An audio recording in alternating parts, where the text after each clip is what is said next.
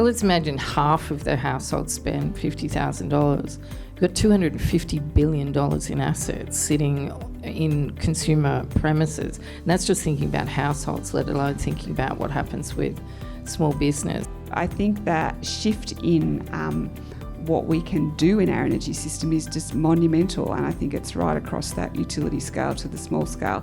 You know, your battery can store your energy, that can then give you energy in the periods when you don't need it. It can actually relieve you of transmission constraints in a way that means you need to build less transmission network. There are so many different things that batteries can do. Tonight was a great event led by two powerhouse women leaders in our industry, and it's great to hear from their curiosity and insight about the challenges consumers are facing today.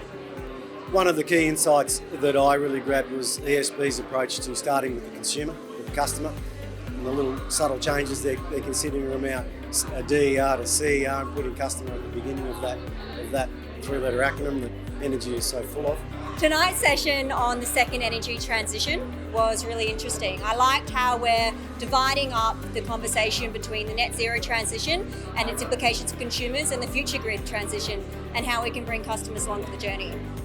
One of the biggest challenges that we see is that customers have so many other demands on them, and that energy might not be whilst it's expensive and whilst they might be concerned about their bills, they've got a lot of other things to consider.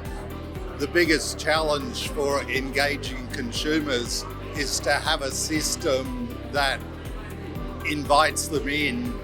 Well, at the moment, consumers are largely thought of as being the meal on the table that everyone else gets to share revenue from.